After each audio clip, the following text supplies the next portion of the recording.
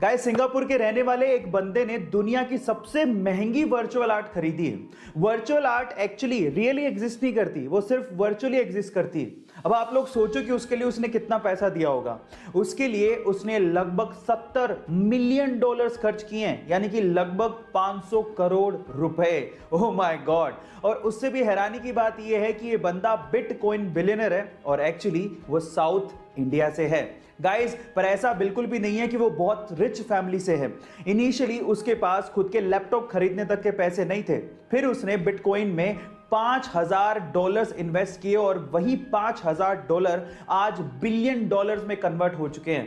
Guys, ये interesting fact जान के आपको कैसा लगा चैट सेक्शन में जरूर लिखिएगा। और चलिए गाइस, एक फनी वाकया सुनाता हूं। ये बात है सन 2008 की, जब नॉर्थ अमेरिका में एक बंदा प्राइवेट बैंक को लूटने के लिए बैंक में घुसता है। जैसे वो बैंक में गया और जैसे तैसे करके उसने लॉकर खोला तो लॉकर में पैसे ही नहीं थे।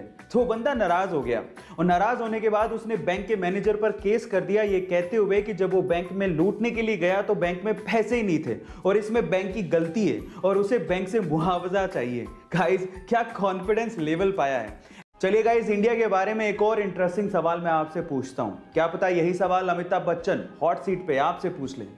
सवाल यह है कि इंडिया का पहला इंजीनियरिंग कॉलेज कौन सा है। इंडिया में सबसे पहले खुलने वाले इंजीनियरिंग कॉलेज का नाम बताना है आपको। क्या आप जानते हैं? चलिए मैं आपको बताता हूं। वो है IIT Roorkee, Indian Institute of Technology Roorkee. इसे 1847 में Thomson College of Civil Engineering के नाम से खोला गया था। क्या इसके पहले तक इफेक्ट आप जानते थे? और अगर नहीं जानते थे तो चैट सेक्शन में जरूर लिखिएगा।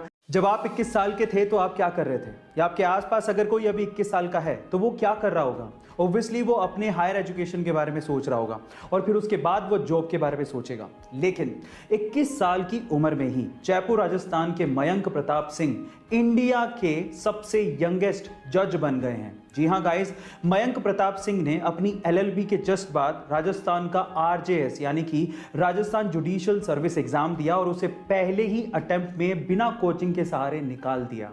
गाइस, अगर अगली बार आपसे कोई पूछे कि इंडिया का यंगेस्ट जज कौन है तो नाम याद रखिएगा, मयंक प्रताप सिंह। एक फूडी लड़की जिसे हेल्दी और टेस्टी खाना बनाने का और खाने का बहुत ज्यादा शौक है, लेकिन अजीब बात यह है कि उनका पेट ही नहीं है। नाम है नताशा। मुंबई में पैदा हुई, दिल्ली में शादी हुई, लेकिन शादी अच्छी नहीं चल पाई, जिसकी वजह से उसे बहुत ज्यादा स्ट्रेस रहने लगा। बहुत ज्यादा स्ट्रेस की वजह से उसके शोल्डर में पेन शुरू हो गया। लेकिन जब भी वो खाना खाती उनके शोल्डर में पेन बढ़ जाता। एक डॉक्टर से अच्छे से चेक करवाने के बाद उस डॉक्टर ने बताया कि उसके पेट में ट्यूमर है और सर्जरी करनी पड़ेगी। सर्जरी के दौरान जान बचाने के लिए उसके पेट को बाहर निकालना पड़ा। अब हालात ये थे कि अब वो जो कुछ भी खाती वो सीधे उनके शरीर से बाहर निकल जाता। अब सर्जरी के बाद उनके पास सिर्फ 2 ही चॉइस थी, या तो वो जिंदगी जीना छोड़ देती या फिर वो भरपूर जीती, और उन्होंने सेकंड चॉइस को अपनाया और फाइनली आज वो द गटलेस फूडी के नाम से फेमस है। नताशा की जिंदा दिली के लिए मैं उन्हें दिल से सलाम करता हूं। एक फूडी लड़की जिसे हेल्दी और टेस्टी खाना बनाने का और खाने का बहुत ज्यादा शौक है, लेकिन अजीब बात यह है कि उनका पेट ही नहीं है। नाम है नताशा। मुंबई में पैदा हुई, दिल्ली में शादी हुई, लेकिन शादी अच्छी नहीं चल पाई, जिसकी वजह से उसे बहुत ज्यादा स्ट्रेस रहने लगा।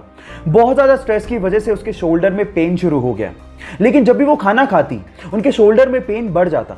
एक डॉक्टर से अच्छे से चेक करवाने के बाद उस डॉक्टर ने बताया कि उसके पेट में ट्यूमर है और सर्जरी करनी पड़ेगी।